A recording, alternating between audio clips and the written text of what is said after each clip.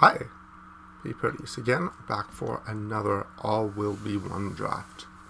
Again, I am looking to keep things simple. I'm going to draft red or white. One or the other will probably be fine. And I'm looking to stay open a long time because I bet there will be open colors and they'll be, I'm hoping, very easy to identify if I just wait long enough. At least that's the goal. It's worked well for me so far. We'll see if it works today.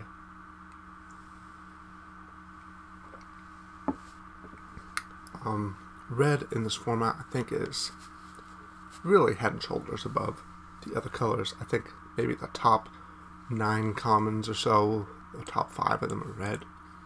Really is quite exceptional. This pack is, well, it doesn't have any of those 9 commons I was thinking. It has a few good ones. Call and Chorus is quite good. Hive Master, Lattice, Dose are okay. Duelist and Serum Snare are top tier uncommons, but of course we have Thrun, Breaker of Silence in this pack, so we're going to take that, and after taking Thrun, I'm definitely going to be looking to draft red-green in particular. I think that green pairs rather poorly with black and rather poorly with blue, and if you play it with white you want to be a poison deck, and well, Thrun doesn't do poison things, although we could just play a green-white poison deck with Thrun in it, and that wouldn't be the end of the world. Here, while Thrun was so good in the last pack that I'm willing to jump on green cards here, and we're taking Vorak over Predation, and honestly Cultivator is quite good too if you're in red-green. Couple very good uncommons, Ambassador and Punisher. If this were a pack 1, I would take either of those cards over Vorak, but now that we have a green card, I want another green card. Now we got 2 green cards that are very strong. Pack number 3 has a couple interesting uncommons in white. Against All Odds is really strong, but you have to be exactly the right deck for it with a lot of blink targets. Porcelain Zealot is quite good in the poison decks, but taking either of these seems a little unnecessarily iffy. You got a Mantis here. I love Mantis. Mantis is great.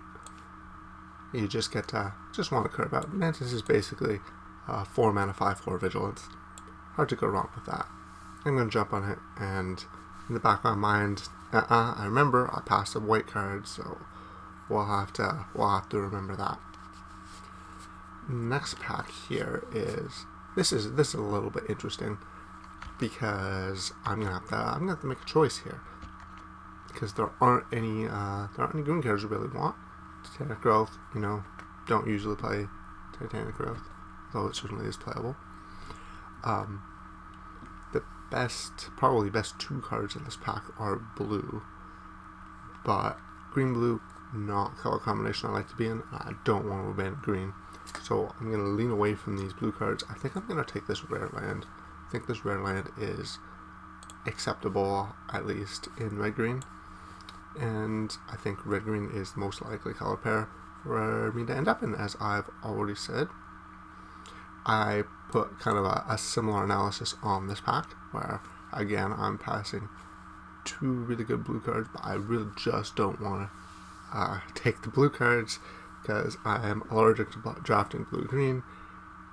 If we're going to draft a mid-range deck, I'd rather just draft a mid-range deck with dregs of not open red than trying to make blue work, especially if blue doesn't turn out to be open, because just because we're getting 2 good packs here doesn't mean it'll stay open later in the draft. And that's because I'm assuming other people at the table are going to be like me and refuse to hard move into blue until later in the draft. So seeing them now isn't a guarantee. I'm going to take Oil Guard Control because it's a synergy card for the red-green oil deck, and if we end up not being able to play it, it won't be the end of the world. If we end up missing out on, we did pass a couple good cards there. Passed Call and Chorus, Edifice as well. Definitely some strong cards there. Here, yet another pack that doesn't have great green cards. Also doesn't have red cards. But there also aren't any, there really aren't any cards of any colors I really want. There's a Phyrexian Obliterate. Man, that is a very specific card. I'm a little bit scared of that mana cost. I'm going to take the Stalker This is a playable card in red green, and if you're in green and white, you need as many poison 2s as you can get. So I'm gonna kind of jump on that for now.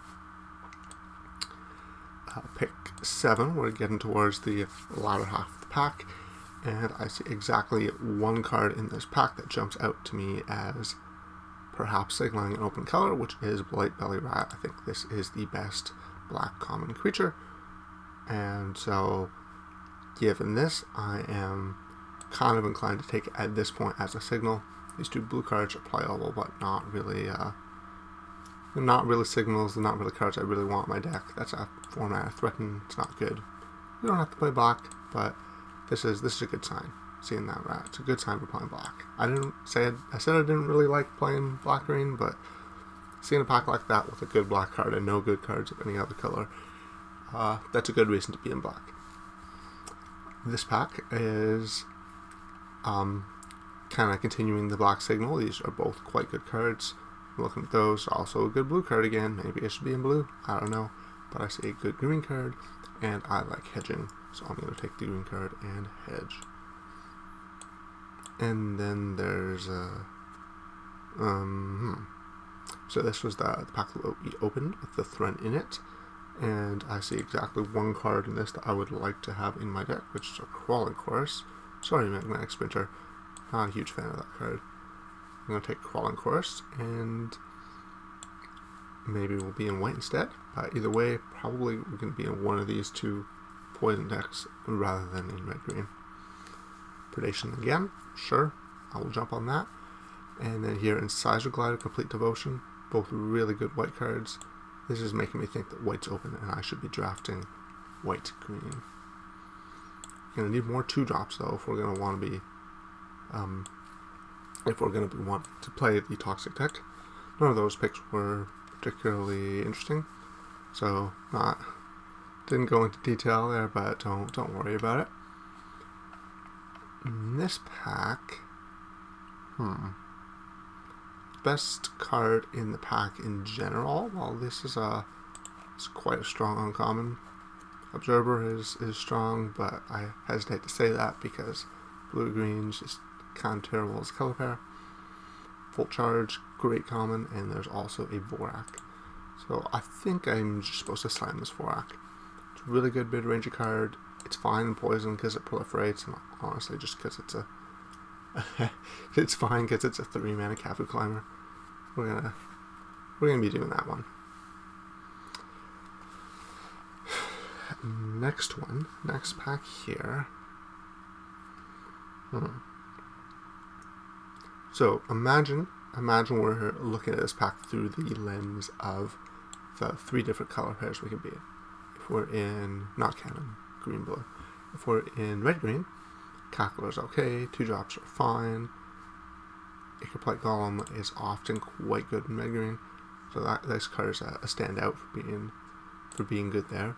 If we're looking at, say, green white, we definitely take one of these 2-drops, and if we're taking black green, again, definitely take one of these 2-drops because we are short on 2-drops, although Vraska's Fall is fine. Do I want Ichorplate over Dune Mover? I think I just want the Dune Mover. It's so safe. It can help me splash if I really need to. It's hard to go wrong with Dune Mover. In this pack, I see no great white cards. Dancer's playable, but definitely not particularly great. Got a Ruthless Predation, which, given that we already have 2 copies, I'm starting to turn up my nose at. Furnace Rider is a solid red card, but we have 0 red cards so far, and I'm not excited about that. There's a green rare. Green rare is unplayable. I'm, I think, going to take this Ruthless Predation, but 3 Ruthless Predation is definitely pushing it.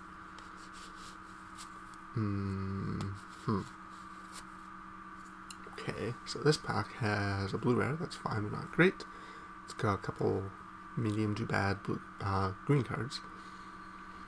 It's got 2 really standout cards here, which are Hexfold Hoverwings, this kind of equipment, Moon Heron, and Chimney Rabble. Best Ambassador Oak ever. And at this point in the draft, I think I am kind of scared off of red because I haven't seen good red cards so far. That's only 4th pick, so it's not really a signal that I should go into red. So I'm going to take this Hover Wings, put it in my green-white deck, and move on. This pack has a couple of very strong black cards. Could jam one of those, but again, we got 1 rat. Not doing too well on that front, so it's pretty easy to just take a Mantis. We'll stick as many Mantises in my deck as it takes, and maybe we can just be a green-white, like, not poison deck. Maybe that's a thing we can do. And in fact, yeah, maybe this is a thing we can do. See this battle chair? We got Colossal Dreadmaw, except it's an equipment. That's definitely a strong card. Passing Complete Devotion. This card is very medium. Some fine green card. This is a good red card, but I think I'm done with red personally. Here, the best card in the pack in a vacuum. Definitely Axiom Engraver. Part of me in the brain saying, oh no, was that Chimney Revel a signal we were supposed to move in? Maybe it was a signal. But I'm gonna take this. I'm gonna do the Mantis. Mantis is just so good. It's hard to go wrong with that. Pick 8. We are halfway through the draft, and I want none of these things. Troll is both unlikely to make the deck, and also we just don't have enough synergy to support it. I think I'm just supposed to take one of these Skull Bombs because we look so far away from playing the Troll. I'm gonna take that. Here, if we're in red, I would take the Blazing Crescendo. But if we're not, I guess I can just take a Plague Nurse. We might play it. Probably not. I'm not a huge fan of this card. I don't like spend 4 mana on a thing that just dies to Hexgold Slash. Here we get a 2. I love 2s. Here we can get either a Dancer or a Plated Onslaught. I'm going to take a Dancer. Probably not playing Dancers though, because we just don't have enough hits.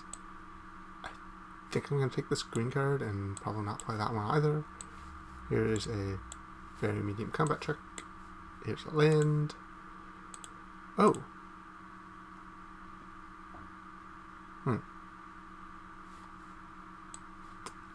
Shoot.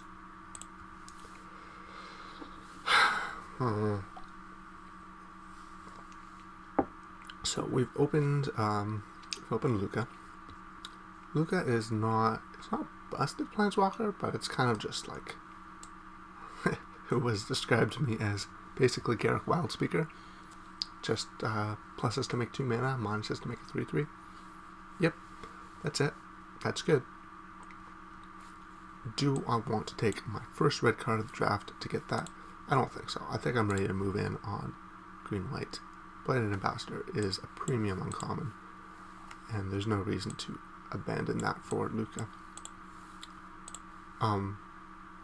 Even though Luca is definitely the better card, I've already got quite a few good white cards, including this Hover Wings I definitely want to have in my deck, and Crawling Chorus. Hard to go wrong with white cards.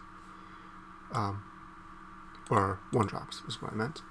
Evolving Adaptive, just one of the best uncommons in the set. Get in here. Moving on. I see here a Volt Charge, of course. I feel like this always happens, just because there are so many premium red commons that there's always a spot in the draft. If you're not playing red, you see a late red card. Late in the draft, not late in a pack. And be, oh, should I have been red? Yeah, I could have been red. I would have had exactly 4 red cards at this point. And I guess my average red card would be better than the 4 white cards I have now. But I still can't complain too much. I'm going to take Basilica Shepherd. It's quite a good 5, and we'll be fine with it. Here, jumping on Viral Spawning, because I got to fix this curve shape. Got a little lack in 3-drops. I feel like that happens a lot in this format, where the blue is kind of the only color that really gets glutted on 3s. All the other colors have like good 2s and good 4s and medium 3s. So Viral Spawning is quite a good 3. So just a Centaur Courser that sometimes has flashback, and if you ever get that flashback, you feel like you broke something. Crawling Chorus, again, love the 1-drops. You could take Rustifying Cultivator, it wouldn't be awful. But green seemed pretty open, so I'm thinking actually might be able to wheel Rustifying Cultivator. I haven't loved Rustifying Cultivator in general in green-white, because green-white is so reliant on the cheap cards of the curve. But I could see that being wrong in this deck, where we have a bunch of 4s and a bunch of 5s.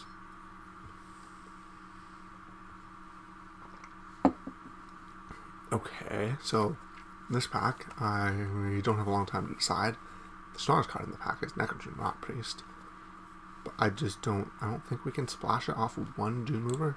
I'm going to take Crawling Chorus over Basilica Shepherd, because it's hard to get too many 1-drops. But it is tempting to take that. It is tempting to take the green black gold card. That card is just a beast.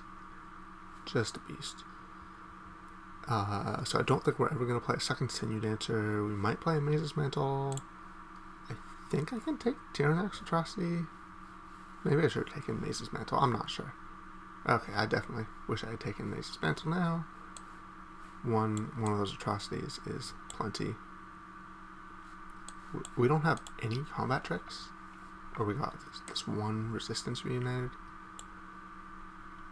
Here I'm going to take the Helm.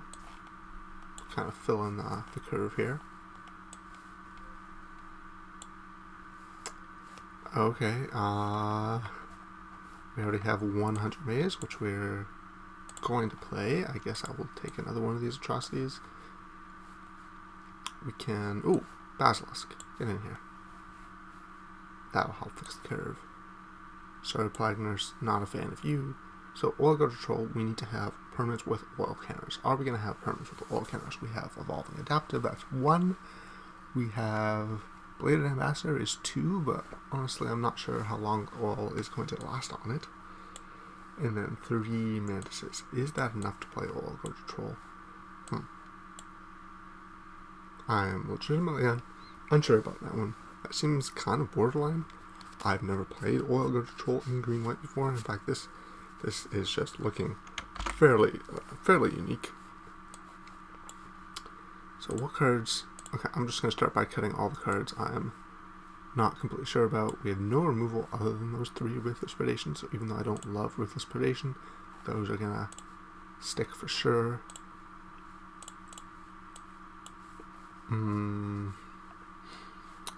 And despite having 4 1-drops, this definitely looks like a 17-land deck, especially if we've got a Maze. Is this a Facade deck? Is it worth having bad mana in the deck with 1-drops? I mean, Facade can put counters on Evolving Adaptive if we ever assemble that combo. That'll feel good. It can put counters on Ambassador. And, oh, it also enables the Oil Guard Troll. So, from this spot, 1 more. I have to choose 1 card to play. I could choose an Atrocity or a Plaguemurse. Oh wait, it should probably just be Incisor Glider. That seems actually kind of straightforward, doesn't it? Incisor Glider is pretty good. Synergizes really well with Crawling Chorus, and it's just fine by itself. Looks like we need more 2s. This is 5 2s. Okay, I'm happy. Ship it. Let's play some games. Hope it goes well. Seems... I'm not sure how to evaluate this.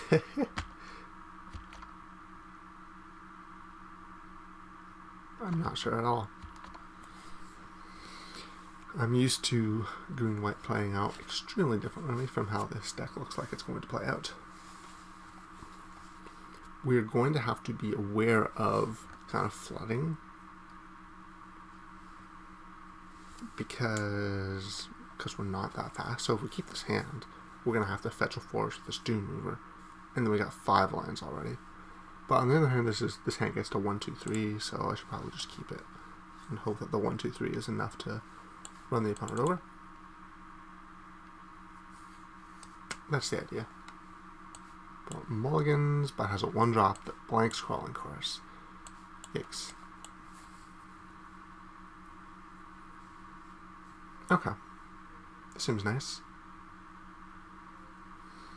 So 1, 2, 3, 4 now. Mantis is definitely going to attack. We are definitely going to have to start paying the cost of not having any combat tricks because we just get blockaded by a 1-2. But shush, don't think about it. I'm going to play Dune Mover, and Dune Mover can attack into Cultivator, and that's why I'm playing Dune Mover first, because I would rather make this trade than that trade. And if they play a 3-power creature here, it is probably Chimney Rabble, in which case Branch Blight Stalker can't attack into Chimney Rabble anyways, because it'll trade for the 1-1. So we'll just, the plan is just going to have to be to get to the Mantis, and then attack with the Mantis. Maybe we should be playing Sinew Dancer. The problem is I'm just not sure. I'm not confident in our ability to get to Corrupted. And Seismic Glider doesn't really count in that way, because if we can't get to Corrupted turn on Seismic Glider, it's still a good 2-drop. Yeah. Why did the opponent do that? That seems silly. They just took a poison for no reason.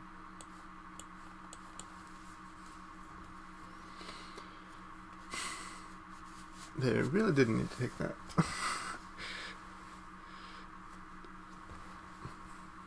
I'm hoping that this deck will kind of lean on cards like the Throne, lean on Hexgold, Hoverwings. That's good with Crawling Chorus. Just and lean on its. We'll be able to take advantage of having big dumb things because of the 3 Ruthless Predation. That's my plan. Is the plan gonna work? Don't know, but gotta give it a try.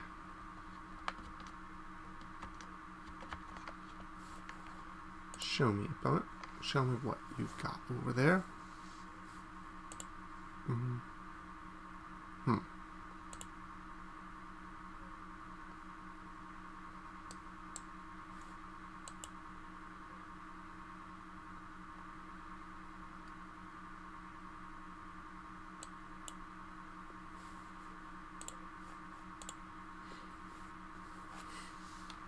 Opponent, come on, what's going on over there?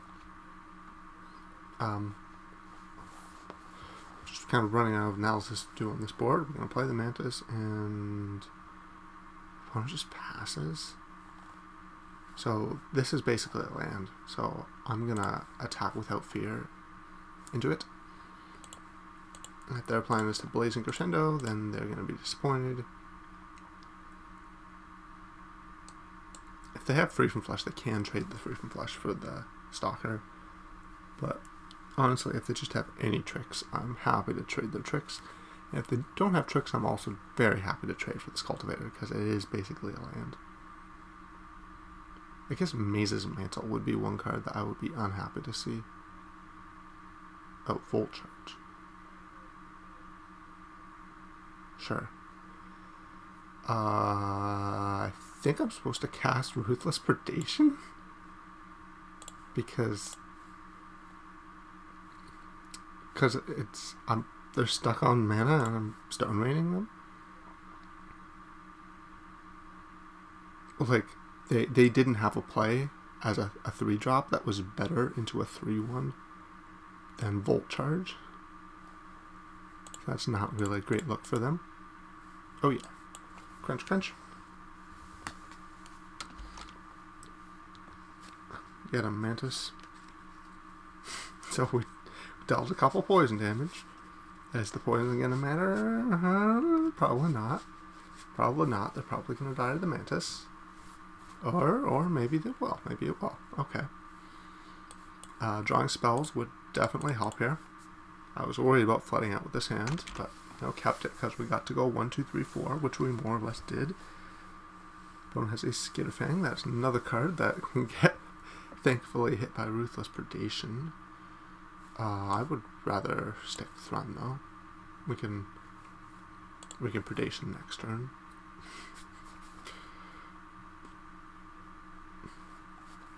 Thorn basically can't be removed. If they want to kill it, they have to kill it using a green card, and that is kind of difficult to assemble. One of these could like jump the other. If they do the jump, I'm definitely casting predation. Well, maybe not definitely. I could draw 5 and do that instead. Like Basilica Shepherd, for example, I'm prioritizing. But basically anything else, if we get to attack with these calling choruses, then I will do that. Getting the opponent to 7 is no joke. We do have proliferates in this deck, like the Vorax, in particular, just the Vorax, I mean. And that is a good reason to want to get the opponent to a high poison total. I do like how they've handled poison in the set to make it kind of not just a life total by the way that pause that thought for a second. I'm thinking about casting predation here. The reason to not cast, well, the reason to do it is they could go Skitterfangs, give each other lifelink, and then attack me and gain 4 right back. The reason to do it, the reason to not do it is that they might play, you know, kind of anything bigger. I think I want to wait. I'm going to wait on the predation. If they gain 2, or if they want to gain 4, they're going to have to let me double block these choruses, and that sounds pretty amazing to me. Even if they have a combat trick, it sounds pretty amazing to me that I'm trading basically the combat trick for the front halves of both of these crawling choruses. And they can gain 4 life. I feel like I have inevitability because I have this Thrun that is almost impossible to kill. You know, they could have a Ruthless Predation. If they can ever get up to, like, a Mantis, for example, they could do that. But I'm kind of banking on them not being able to do that, especially because I may, if they just play 1, I may just Predation it and then it's gone. So what I was saying is I like that poison kind of reads as something different than a regular life total due to the presence of Corrupted and Proliferate, where you start to get nervous about taking the first few poison damages, because if you get to 3, then your opponent's tempo cards start turning on, and you also get nervous on the other end about taking damages past the first 3, because if you get to 8 or 9, you could just die to a Proliferate or 2. And I do like that. I do like how that feels very much distinct from things that, from the way that a normal life total feels. So, once again, I am deciding if I'm supposed to use this predation. Predation on the Skitterfang would make sense, because the Skitterfang is a way for them to gain life. I really don't want them to be gaining life. Yeah, I should probably just do it. This could go badly. For example, they could have Free from Flesh plus Predation, but it strikes me as like not even that bad. Also, we're now in opponent has to chump block territory. Oh, okay. I was definitely expecting more of a fight right then, but well, we'll take it. We will absolutely take it.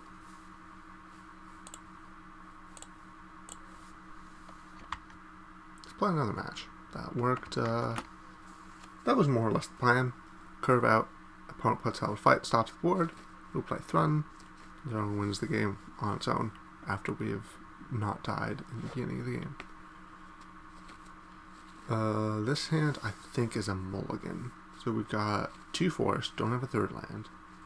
On the draw, we are, more than 50% to draw a 3rd land in time. But not having a 2-drop and missing on white sources both really count against this hand.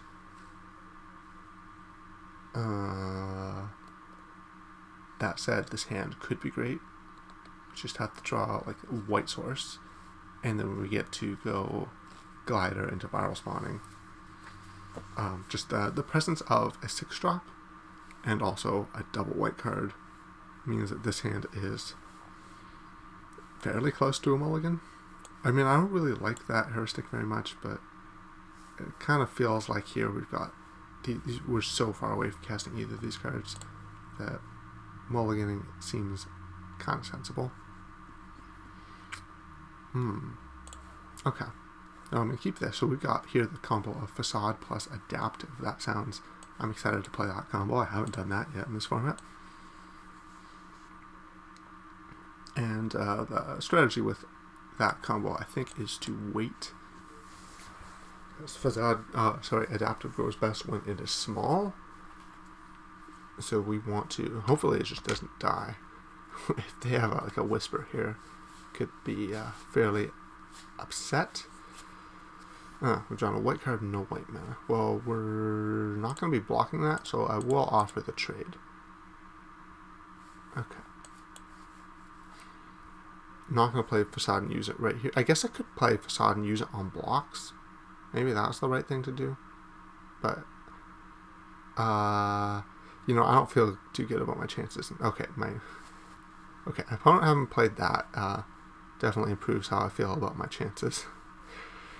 I'm gonna go, because this is not, I'm afraid of the white-black like super toxic deck, but Ambassador is a strong enough standalone card to be played in a toxic deck.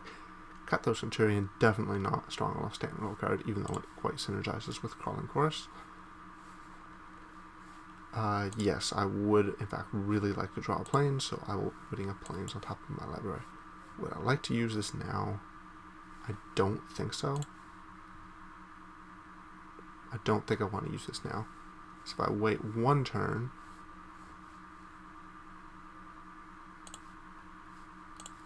I can go Viral Spawning and then Mantis, and then use the Facade to get up to a 5/5. Sucks not being able to attack. I guess I should make sure I've moused over this card. I'm not sure if I did that successfully or not. But it is rare. Definitely understand not being super familiar with it. So if I block here, this is functionally the same as blocking here, except I take more poison, less damage, more poison.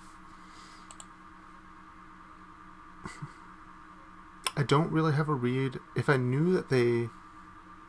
So, a card I always want to play around versus like white-black is Complete Devotion. That particular combat trick. So, if I knew they had Complete Devotion, 0 chance I make this block.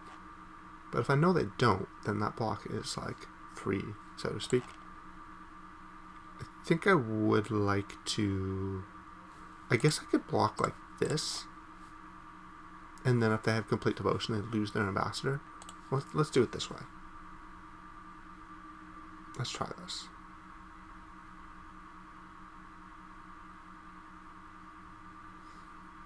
I'm not sure if this was a good play or not, but it stopped them from developing in the way I presume they would have wanted to. So I think that means it wasn't that bad. From this spot, I want to play Ambassador. So the problem with playing Viral Spawning is, well, now we have 2 3/3s, neither of which can block this very well, and neither of which can really block this, and that's just kind of the whole thing's a mess. I think it's time to use the Facade.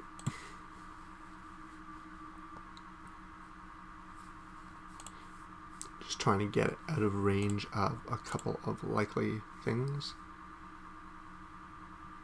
Here we get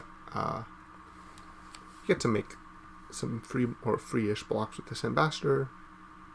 Although the Centurion, definitely Crawling Chorus has turned the Centurion from an awful card into, wow, that's powerful. And the Battle Rebirth, that card has terrible stats, but I'm not really pressuring them in a way that would make it really a liability that they spent a whole card doing that. Interesting. Okay, I'm going to just take this trade here. I guess opponent is just trying to trade off resources so that they can use this vat.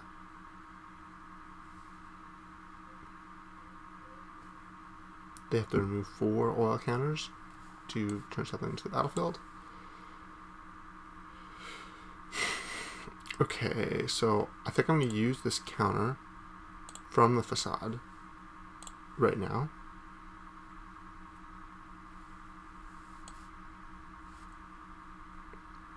And then I want to leave open 1 mana, so I will play the viral spawning instead of trying to play the mantis. Having viral spawning means that it's a pretty important subgame to get to the 3rd poison counter on the opponent. And heck, we already have the Incisor Glider in the hand, so that really isn't too much of a change. Well, that's annoying.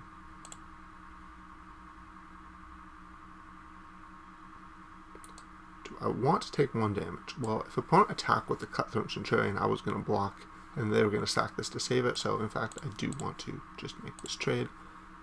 Seems fairly reasonable to me. I don't like that I'm enabling their cards, but I don't see a way to not enable the cards.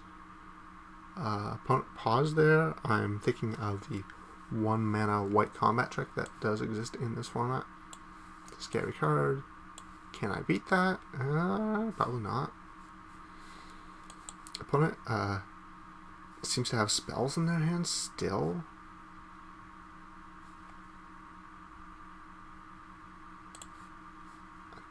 I think I want to make this attack. Uh-oh. Do they have the trick?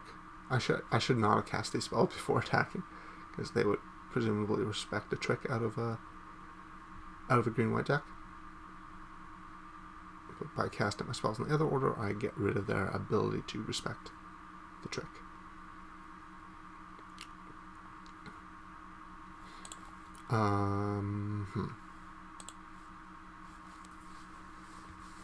Okay. So they've hit a 4th land. Indoctrination Attendant is something. So one option is just block the Mantis, and then opponent just makes the trade. They go Centurion +1/1 trade for the 4/3. Another option is to block with the Glider and basically trade the Glider for their 1/1, and then that way Mantis gets to attack and then block on my turn. That option kind of seems a little bit better to me.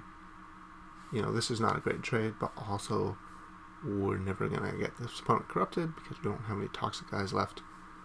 So it's not that bad. The only particularly bad thing about this exchange is that opponent is putting counters on their VAT. And that part's definitely not good. I don't like that we've drawn 6 lands, but also haven't found a second white source, which means we could still draw spells that are uncastable. Maybe we should be cutting a land in this deck. But the problem is we got expensive cards like important 5-drops like Thrun. We got the Battle Chair that actually requests us to get to 7 mana. That would actually be quite a good draw here. That would deal with his Centurion.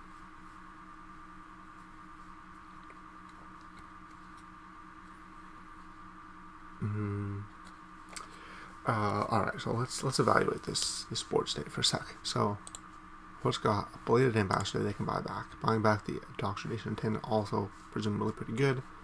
And they got 4 mana. So no, this takes 4 oil counters, 3 mana. My apologies. So they can just do whatever they want here. They choose to get Crawling Chorus instead of Bladed Ambassador. Fascinating. How afraid should I be right here?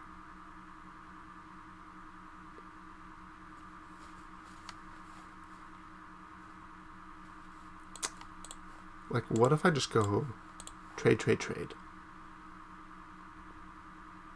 Opponent gets 3 counters on the VAT, which isn't enough to use it right away.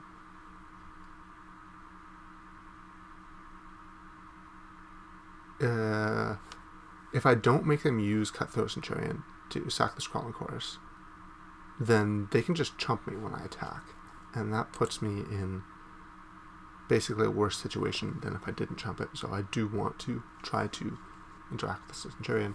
This will presumably make them actually get the Centurion off the board. This gets basically all of their stuff off the board. All my stuff off the board too, which may put the opponent ahead because trading favors the player with the Bat of Rebirth, and also because they have 2 spells in hand and I don't. But okay, I'm trying, but that is not a good draw. Don't cast anything. Don't play a 5-drop.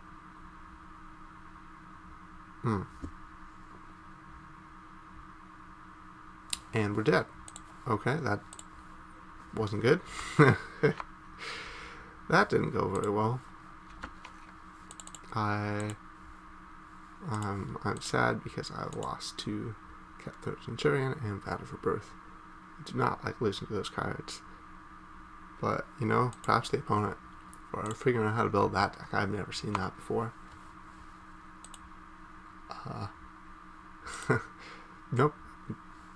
Don't know what else to say. I've never seen that before. Incredible, incredible. I'm still learning things in this format that you can do. It would have been nice if at any point we had drawn like a reasonably large creature, but we did not at any point.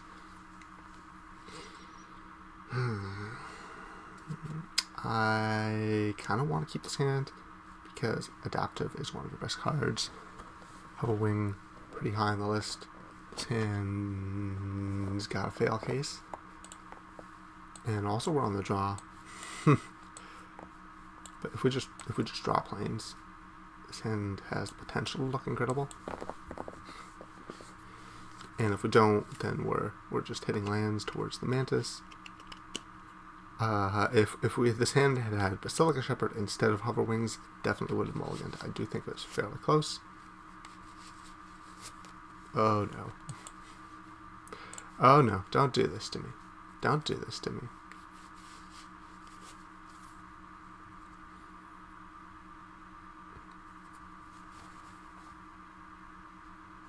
That's neat land. So opponent's playing green-white. They are presumably trying to get us corrupted so they can turn on their Incisor Gliders. And I'm afraid specifically of the card Complete Devotion, as I said.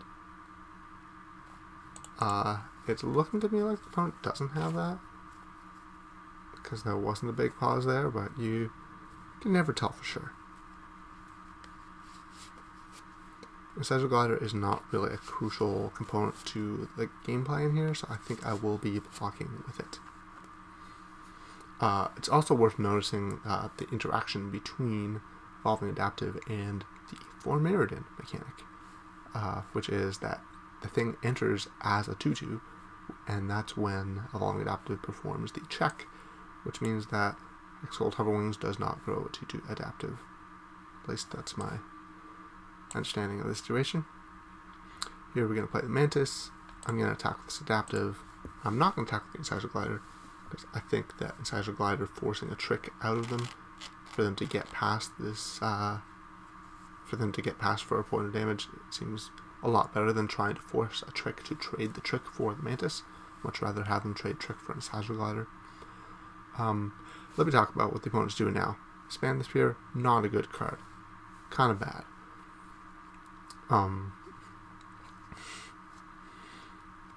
What else? They're playing. This isn't green-white. This is looking like straight 3 colors. Because usually, like, basically you should never play these cards, these sack spheres, in a splash color, because you want your splash mana to enter the battlefield untapped, and you're unlikely to hit 2 mana of your splash color to activate them. So that suggests that this is a white-black deck splashing green, but wait, why this? You don't play this card in your splash color. This is the card you play to hit your splash color. So this is just straight 3-color deck. If I attack with the Mantis, I can trade it for Plague Nurse.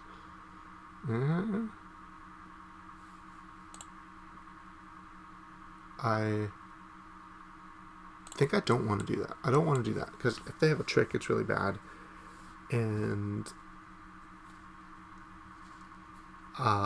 well, if they have the trick, they're going to use it anyways. I would rather make them use it on their turn rather than let them be efficient with it.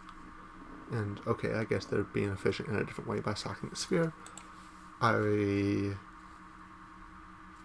wasn't expecting them to sack the sphere this early in the game, but I guess if you expand the sphere, you can expand the point in the game at which you can do that. I'm interested to see where the opponent goes next with this, because their play so far has been a little bit odd looking. Branch Black Stalker, a green 2-drop. Yep, another evidence that green is just not a splash color. And another reason to not attack with the Mantis. Now, I definitely don't want to... No, actually, I changed my mind. I am going to attack with this Mantis because I want to play the Battle Chair here, and they're going to need a trick to get past the Battle Chair. So, now, I would rather just have them use a trick to trade for the Mantis. That's my plan. Change my mind. Complete Devotion here is a 2 for 2. It's fine. Okay. That's also a 2 for 2. Or no, that's 2 for 1. They could have put it on Plague Nurse. Why did they not do that? I guess they assumed I had a trick. That could have been pretty bad. I wasn't playing around that. Okay, so they played their haste creature and then didn't attack. Not a good sign for me.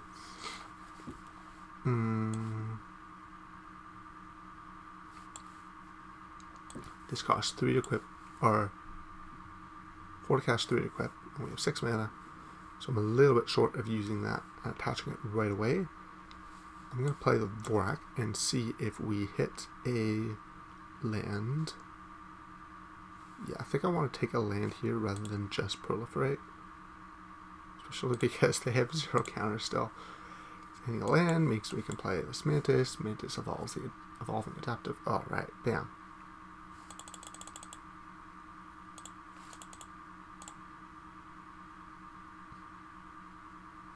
Okay, that was better. That was better than the previous game was annoying. Moving ahead, maybe, yeah, I'm hoping for more games like that. So, there are a lot of green decks in this format that tend to get into board stalls. Green-white, being a poison deck, usually the poison decks are full of, like, basically they're aggro decks and full of combat tricks, and they use the combat tricks to avoid getting board stalled. And if they do get board stalled, then that's just called the aggro deck losing the game to the other guy playing big things. And this is an unusual green-white deck because it kind of does the opposite. Because it is definitely playing the kind of game that wants to create a board stall and then being over it with the chair and the Hexgold Hoverwings and the Thrun, things like that. It's kind of unusual. Opponent here is all white-blue playing Duelist. I think I'm going to block because I don't really want to take poison, but the fact that they are playing Island suggests that they are probably just not a poison deck. They're probably just an artifacts deck that is playing Duelist. Okay, guess I'm wrong. An artifact deck that's just playing Duelist because Duelist is a great 2-drop and they need 2 drops. But I guess they did have Complete Devotion. Okay. That's an artifacts card. I have Malcator. Whenever an artifact enters the battlefield, it becomes a 4/4. These 2 cards don't usually see them in the same deck together. They're not very synergistic. When you have I have Malcator, you want just every card in your deck to be either a removal spell or an artifact. And this card is neither. I understand the Duelist because you need enough 2-drops. If you don't have enough 2-drops, you play this card. and it'll be good because it can attack on turn 2. But Complete Devotion plus 2 Eye of Malkador suggests a pretty unfocused deck. Opponent managed to hit their land. So Eye of Malkador, very poor at blocking, so I'm just going to let them attempt to race me, and hopefully it will go poorly for the opponent because, you know, they're already quite far behind. And then we're going to play this Battle Chair. How are they going to interact profitably with the Battle Chair when they're at 5 life? They definitely can't kill me because the Mantises have Vigilance, and then we're just gonna be blocking with them. Ah, okay. Here you see exactly what the opponent's plan is. Their plan is to play either Chrome Prowler or Charge of the Mites and animate the Eyes of Malkador. And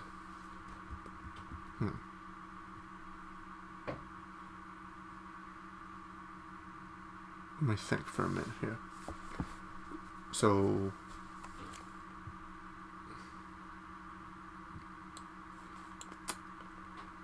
what I should do depends on whether I think they have Chrome Prowler or Charge of the Mites. Which one?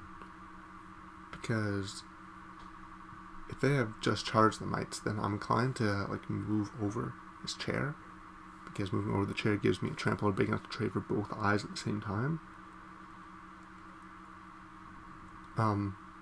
Whereas if they have Chrome Prowler, then they're not going to cooperate with that plan. I think I have to go to combat. Okay, so the fact that it let me go to combat indicates Charge of the Mites. Do I do anything about this? So if they play Charge of the Mites, no, I still think this is fine. I'm just gonna let this happen. If they have Chrome Prowler and then they get to make this trade, okay, they tricked me. They tricked me. But that said, this is still not a disaster, because they get to make one good trade, and then a very bad trade. Okay. Okay. Fine. You know what? I'll take it. I should have used the Facade and got an extra counter, which would have let me pump that Mantis. I was distracted by the rope. I assumed that if they had Chrome Prowler, they would use it to stop me from attacking with a Trampler rather than trying to trade for it. And the fact that they didn't use it indicated that they had Charged the Mites. Okay, opponent is doing well for themselves over there. I'm going to activate the Hunter Maze.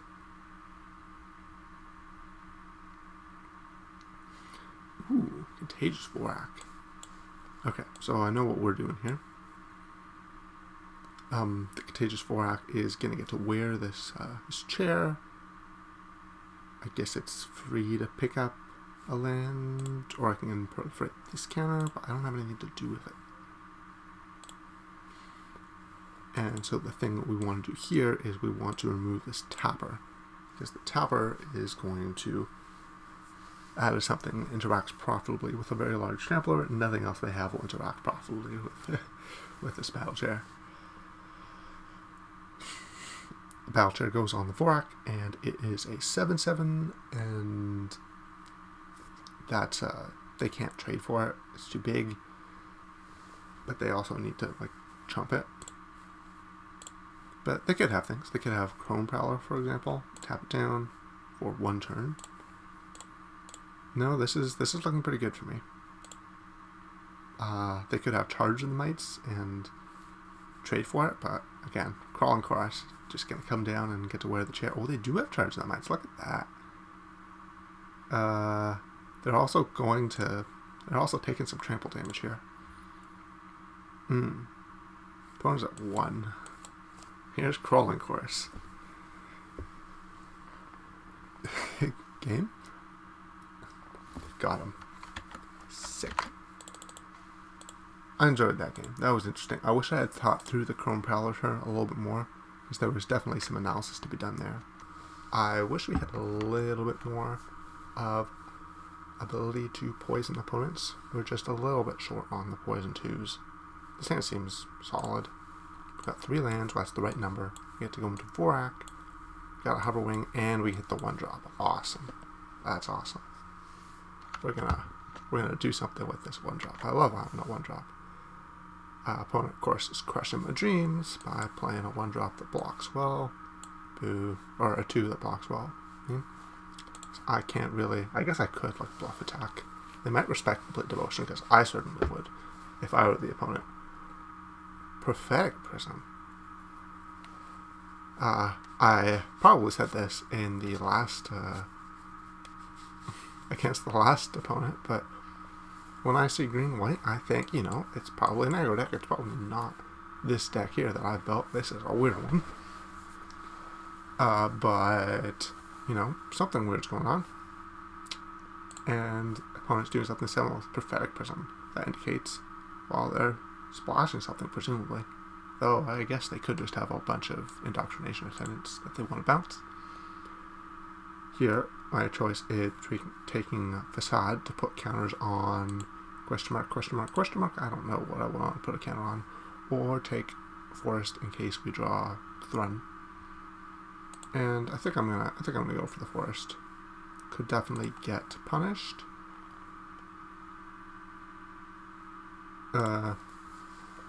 Yeah, could definitely get punished if we end up drawing like Evolving Adaptive right away. But that seems at least a little bit unlikely. I also feel like this game is going to go... okay, you know what? I take back my credit systems. That is a totally reasonable card to splash in green-white aggro. We're going to have to win this game by going over the top. By hitting the opponent in the air. Because this is a pretty fast clock on the ground.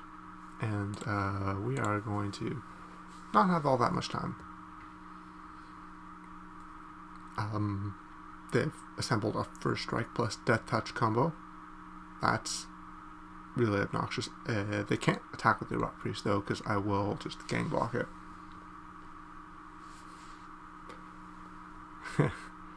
Oh boy. Uh-oh. I think I have to take that. That's kind of gross. I don't really want to take 3 poison, so I'm going to chump it. I'd rather not make life too easy for them to corrupt me. We've drawn Ruthless Predation. This will deal 4 damage, which is not enough to kill the Rot Priest. So we are just going to do Basilica Shepherd. And if we can have 1 more turn, and hopefully the opponent will tap out. If we can have 1 more turn, then we can move the Halberd onto a different creature, and then cast Predation, targeting that creature, and then be able to deal 5 damage with the Predation. Hopefully the opponent will tap out, because I'm afraid of Trick, and that chain of thought is making me think that I should aggressively block and run into kind of anything. Although I do want to trade for the Trick, and, you know, I don't want to trade for the opponent activating the Rot Priest to give Death Touch. So that's not really a great trade, although I guess it would tap them out. So, for example, I could double block here, and they could pay to give it Death Touch or trade. Yeah, okay, this is actually quite fine. The worst that can happen is they have a Trick. So they cast their Complete Devotion, get a 2-for-1, eat one of these guys, but they can't do both. They can't give it Death Touch and play a Trick. So if they give it Death Touch, it's only killing one of these guys. Okay, so they did have a Trick. Okay, I feel rewarded for doing that. I'm gonna have to be careful about the Skitterfang because it is gonna give a lifelink, but I think I need to be more careful about not dying to this Death Touch Granter. So we're gonna remove that right this minute. That kind of can go away. That's sweet. I kind of didn't expect the opponent to let me do that. Attack with Vorak. So opponent can give lifelink to a 2-power creature, but that's kind of it. They can't really do better than that. And if they give an all-out attack, I will trade for the Vigilance guy, I think. Because I like the idea of being able to get in for all this poison damage. Because if I turn on the Incisor Glider, the game is just going to end. So they're going to be forced here to keep back these, to block the 1/1s. That seems aggressive. They had Seed Core, which is this like Pendlehaven effect, can pump their 1/1s, but only when I'm corrupted, and I have not taken any poison damage whatsoever.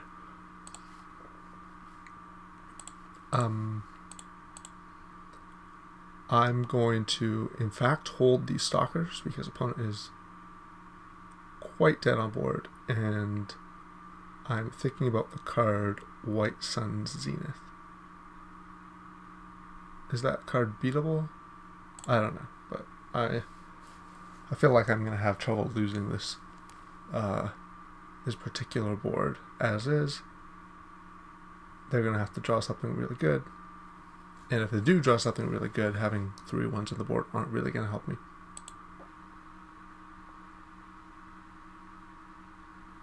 Okay, well, I'm definitely supposed to keep this. We got 3 1-drops. So we're playing the Crawling Chorus here first because I want to use mana effectively. I can double spell on turn 2.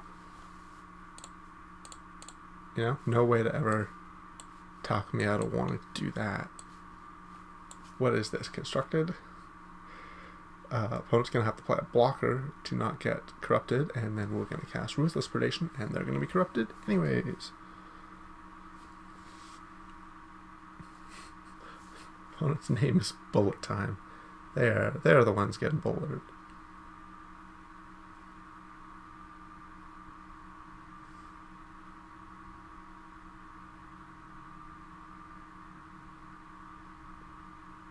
Okay. Opponent's got a Duelist. I think I want to just kill it. And might as well use this Facade for a damage right now, so we can put a counter on the adaptive, and the adaptive gets pumped by the counter. Bam, bam, bam. Attack 5. Opponent's corrupted.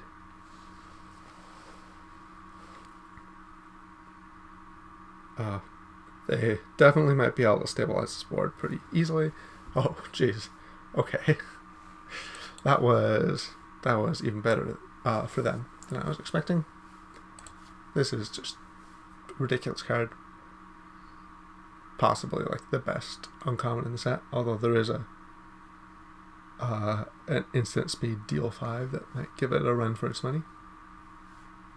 Extremely strong card. It just hits all the boxes. It just happens to be toxic, happens to be an artifact. That is one of a very small number of 4 toughness 3-drops. And it trades up so easily. So here, opponent is representing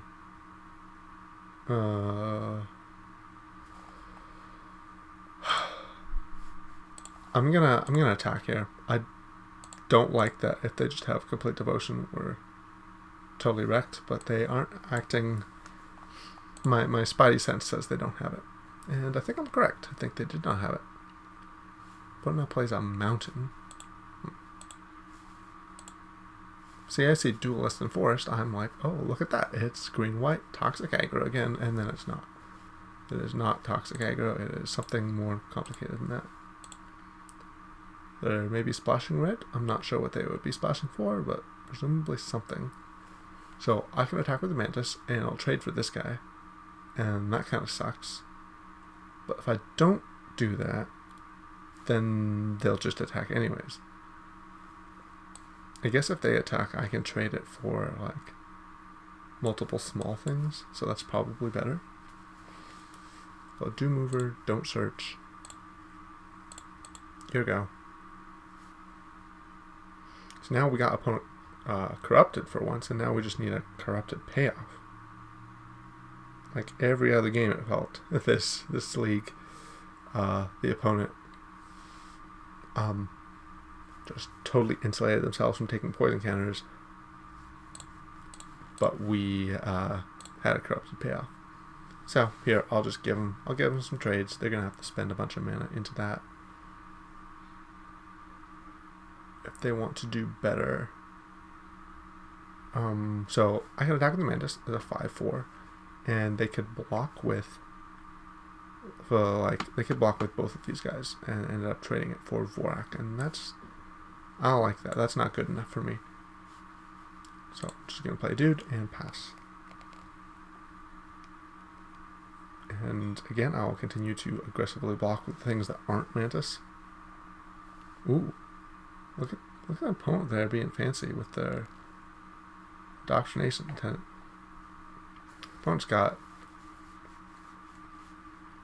Opponent is no slouch. Look at these cards. I will just trade for Vorak, I think. Am I afraid of becoming corrupted versus this deck? No. This seems like too good of a block to pass up. Ah, there we go. The Select Shepherd. I've been waiting for that one. It's both a way to break through in the board stall, get in some damage, just need 5 hits to end the game, and also get some bodies on the board and acts, it's kind of threatening. The opponent can't really ignore that. Do I want to block with the Mantis? I'm going to allow this.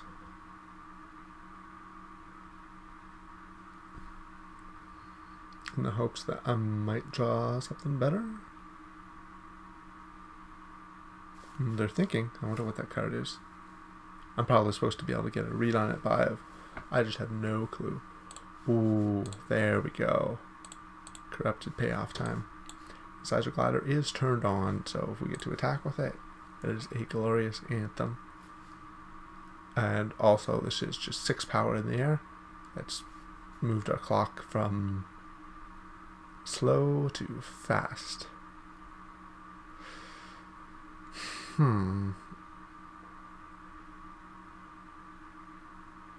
What on earth is this? So this is 1, 2, 3, 4, 5, 6, 7, 8, 9, 10, 11. We're gonna be corrupted unless we chump. I really kind of don't want to chump. I kind of do want to play around. Like, if I block here, I get blown up by Complete Devotion.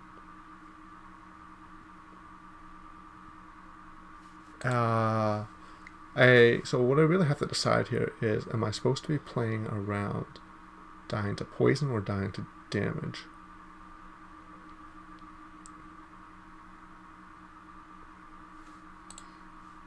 I think I want to block here because it's free-ish. But this might be better if I'm afraid of dying to damage instead. I'm going to do this one. Oh, nothing? Nothing? What is your last card? That was a tough decision point. It's really not obvious. Oh, they have the White Sun's Twilight. Okay. Well, we're dead. Okay, you got me. Can't beat that one. Rip. At least the previous opponent didn't have that. Boo. Run it back. 2 losses. I said at the beginning of the game that I felt like this was overperforming, and what I meant to say was that I was really unexcited about its kind of failures in the first few games. But the next couple went really well, and then that game was whatever. I don't like that I started out with that incredible hand, and then the game stalled out for long enough to die to that rare. And they put 9 mana into it. But it's fine. here we have a decision point between Dune Mover and just predation it right now. I don't think we are going to have trouble being able to predation it, so I'm not going to do that. I'm also going to decline to search for land because we just have several turns of plays lined up already. And I will aggressively block Dune Mover on adaptive if given the choice. One has Vindictive Flamestalker. I'll just mouse over this card so you can read it. Basically, it's a wheel, but the wheel is dependent on doing that thing. On paying a bunch of mana, but the mana costs less when they cast spells. So it's a good card in the late game. Early game is just a 1-2. I'm going to attack with Dune Mover, offer this particular trade, and see if they take either one of those. If they don't, I'm happy with them taking poison damage. I do want to be careful, kind of defend myself from potential tricks. I have to think about which creature I value more, the adaptive or the toxic guy.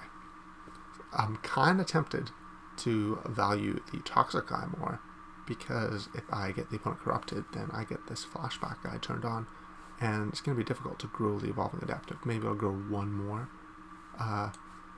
So given that, I'm going to cast Predation here. Leave this guy at 2 toughness, and then I'm going to attack with the adaptive and not with the toxic beast.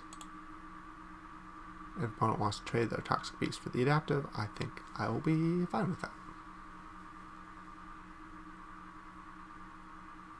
Alright, got him. Here is Crawling Chorus, and the Crawling Chorus is going to probably not do much versus a 1-2. Jeez, they have been underperforming this league. I swear, Crawling Chorus is great. This is just not really the deck for it. We do get to Hover Wings, and importantly, opponent played Chimney Rabble, but just didn't attack with it because they are afraid. And that's where we want to be. That is where we want to be. I think I would like to aggressively trade for this Tyrannex. I do not want to become corrupted because they also have this viral spawning. That would be pretty bad if I just gave them a free card like that. And I think we can aggressively trade with the Hover Wings creature because of because we can just move the wings over. I'm going to play Thrun here, but I probably don't want to be blocking with the Thrun because it'll die to a combat trick, and because opponent is green, Thrun can be the target of green creatures, or green abilities, so it can die to Epic Confrontation. So given that I drew Thrun here, that's why I'm doing nothing. I'm doing nothing so that I can hold back this guy and trade him. Because this trade seems fairly good for me if the opponent lets it happen. Even if they don't let it happen, they're trading a trick for, this stuff that just doesn't matter. They got my Rebel, sure. But I got to untap with the Thrun. And next I will... I guess I now have to deal with this atrocity, and I'm 1 mana short from doing everything. I'm going to send with Thrun and a 3/3, leave back the Dune Mover. Maybe Dune Mover will chump atrocity, and see if they have a second trick. Opponent is also approaching the point in the game where they can activate the Flamestoker, because they're getting low in cards in hand, cost 7 natively, but -1 for each counter on it, so that's going to be 5 at this point, and they have 6 lands, so that's just a thing that can be done. They play the Mantis, and Mantis will be jumping on the atrocity, because Thrun, I think, is in charge of ending this game. We just need a opponent not to draw the Epic Confrontation here. That card's fine. I will trade if the opponent... Or, I mean, maybe I shouldn't. Maybe I should just chump the Tyrannex and then go, you have to block Thrun, and my Mantis is flying. I could also give Okay, no. We have to give a toxic guy flying. So we're going to go hover wings on this 3/3. We're going to go this guy attack, and Mantis can attack too. Why not? So opponent's going to take 4 in the air. That's going to be the 3rd poison counter, and we're going to get to do the flashback right here.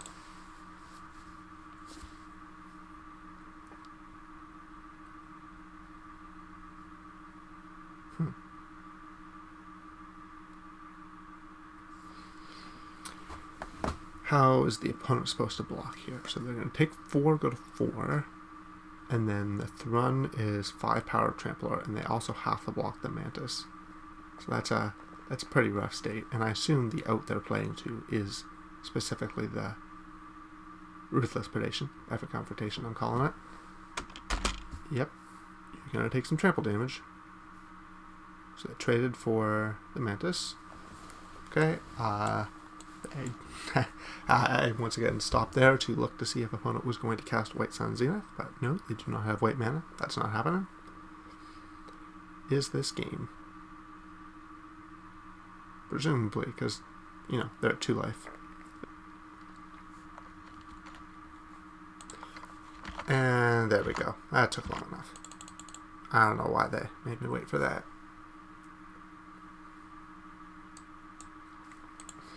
Up to 5-1. 5-1 is, or 5-2. Sorry. So we're doing fine. We're doing just fine over here.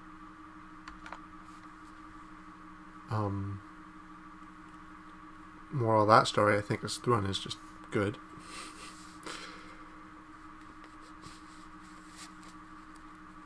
Thrun comes down and does its thing. I definitely appreciated viral spawning showing up to work there too, as well as evolving adaptive being a 1 mana 3/3. Yeah, I'm never gonna mulligan a hand that goes both colors and mana 1 drop into 2 drop. Just never gonna mulligan that. So turn 1 course. What would I like to draw? I'm not gonna complain about that one. Seeing a Dross Pits. Poke. Opponent takes damage. I assume we're going to cast Predation on this turn, on whatever they drop here. Unless they don't drop anything. Please don't Whisper at my Stalker. I need this guy. Oh, Annihilating. That's a lot worse than for them. Worse for them than Whisper. But unfortunately for me, because they didn't commit something to the board, I can't Predation, and I don't have them corrupted yet. Probably here they'll play like a decent creature, which they did. And now I have to... I guess I'm just going to play this Mantis. This seems... I don't know. Mantis seems pretty safe. Can attack past the Rat King, so they have to play something to block it.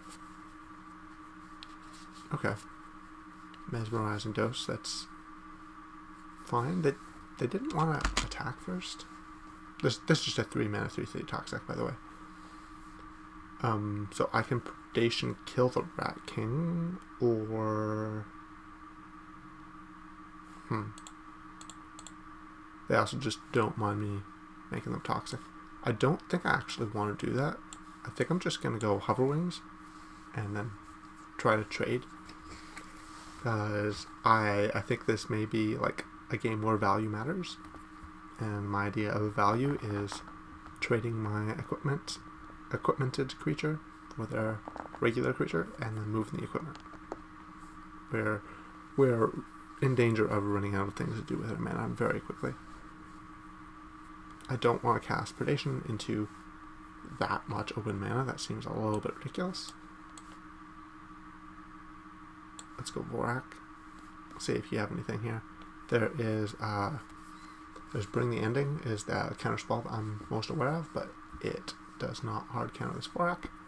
So we're just going to do that. Do I want to get a 6th land? Definitely might be nice if opponent if I draw like a Battle Chair, for example. But I think that's the only reason why I would want. So I'm actually just gonna proliferate and give him a poison counter. Just give it to him.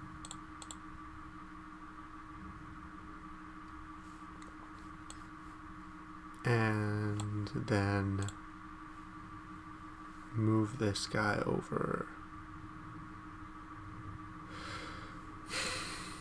I'm going to move the Hoverwings over. I'm a little bit wary of casting Predation because I clearly have something. I just don't know what it is. It passed the whole turn without doing anything. 3 cards in hand and 5 mana. I'm sure there's a good reason for that, but I could not say what it is. Okay, so opponent's found a Scrap Trap, so it's 2 proliferates. I got 1 there. If they attack, I will block, because I do not want to be corrupted. I want to make them work for it. This is probably the best time to use Predation, except opponent has also helpfully tapped out of the Bring the Ending. So it's also the best time to play Basilica Shepherd, so I'm just going to do that right now. And I am really just afraid of poison versus blue-black. I'm not really afraid of dying to getting hit 5 times with the Scrap Trap. So if they attack, I'm just letting it through. And I was more thinking about killing it because it blocks pretty well, but, you know, given that I have this pair of wings, I'll probably just get the flyers to do the job and not worry about anything else. I will block that Vorak very aggressively. I could move the Hoverwings over to deal extra damage, or I could leave them here and do the poison. I think I'm just going to leave them. I don't want to commit mana because I'm afraid of presumably an instant. Serum Snare. Okay, Serum Snare on this thing, because this says enter the battlefield, ability screams to me that they have a Bring the Ending. So, do I want to get this land? No, I don't want. I actually do not want to get the land. I want to just submit. Opponent gets another poison counter. I'm going to move over the Hoverwings now, so that this guy can block their 4/4. So we are now at a stage in the game where the opponent has to be really careful not to die to poison, because there are 7 poison and we have 3 poison creatures. I'm going to assume that one of those cards in their hand is Bring the Ending and the other one is a top deck. Okay, as far as top deck goes, top decks go, that's pretty good.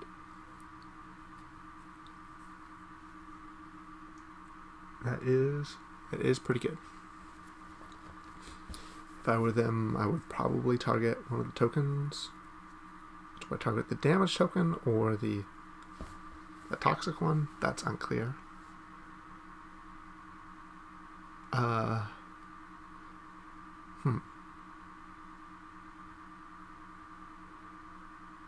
Because they are kind of just dead in 2 turns. All I have to do is attack them once, and then again, a second time attack with everybody. In fact, if I just attack with everybody now, they have to block one of the 1/1s to not die to poison. And because they have to block one of the 1/1s, they'd have to go like block this here, and they take 1, 2, 3, 4, 5, 6, 7, 8.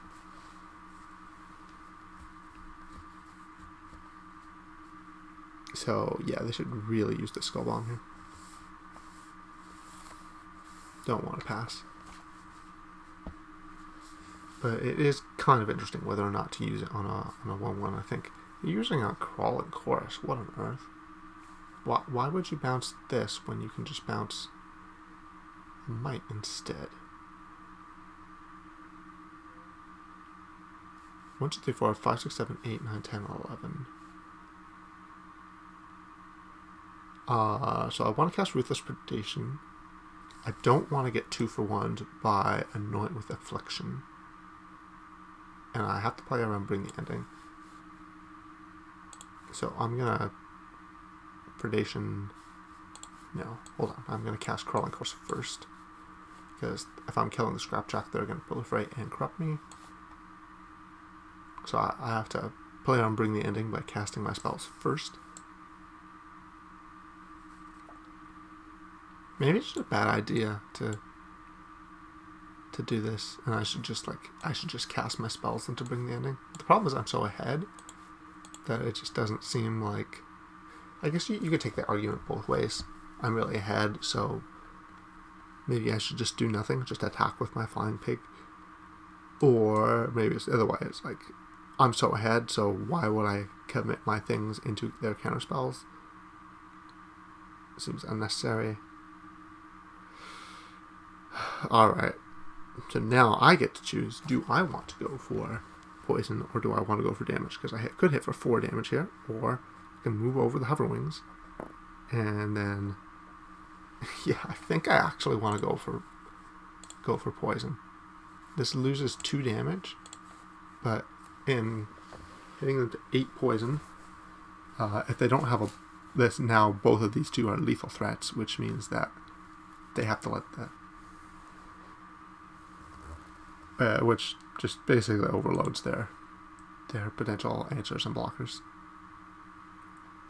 Alright, deck's done pretty solidly. 6-2, time for the final match. There's a final boss for you. If you cover up this throne, this looks like a pretty medium hand. We don't have one of our 4 1-drops. Not guaranteed to have anything to do on turn 3, potential to flood. But given that Thrun threatens to win the game by itself, I'm going to keep this hand. And if it goes badly, I blame it on Thrun.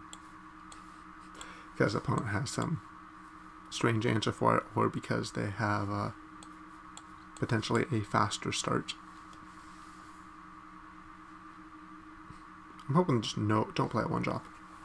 Okay, we've drawn a 1-drop. That is not exactly on time, but I won't complain. Come on, let me attack you. Just play a 2-2. Oh man, that sucks. That sucks because I really just wanted to play my cards. Do I want to do a search? Because I really want to draw a spell next turn so I can double spell, but I also really want to draw a land in the next 2 turns. I think it is reasonably likely we draw a land in the next 2 turns anyways, so I'm going to decline. That is potentially risky because it is at odds with the whole reason we kept this hand in the first place. But once again doing funky stuff with their mana. They are clearly not under the same opinion as me that you should not build risky mana bases. They are just doing all kinds of wild things. I'm going to remove that, not because it is super necessary to kill this. It's not super scary. It's more that I want to get things off the opponent's board. I want to encourage them to use interaction maybe on these guys so that they can't use it on ganging up on Thrun. Alas, I don't think that's going to be possible. Okay, I like it when they do it this way. I definitely like it when they do it this way. So here I could just attack with Thrun, go Fetch Boy, and play the Hover Wings, and now the Hover Wings can threaten to attach to Thrun, and that'll really take this this game out of contention. Right now, I think the threatening thing is that I might get raced. Opponent electing not to attack is interesting. I mean, I guess we haven't got to combat yet.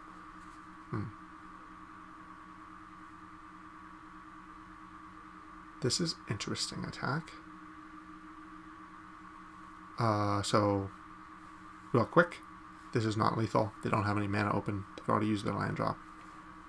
So I've got 1, 2, 3, 4, 5, 6, 7, 8, 9, 10, 11 damage on board. So all I need to do is cast Predation on my turn. I might as well just take the free block because that's fun. All I need to do is cast Predation on my turn and the game is over.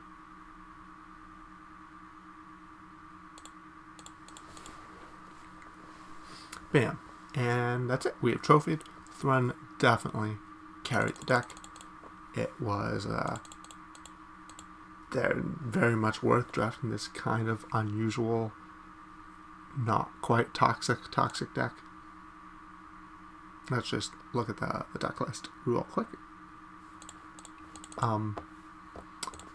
Yeah, so these ones had struggled a little bit with them. They were definitely good speed bumps as we tried to get to our top end. Hover Wings massively overperformed. Every time we got to Cast Chair, it was great. Every time I drew Vorak, I was very happy. Yeah, I mean, card quality was good.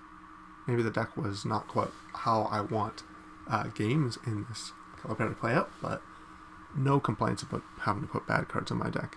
Though I would not have minded a complete devotion or two. Anyways, thanks for hanging out.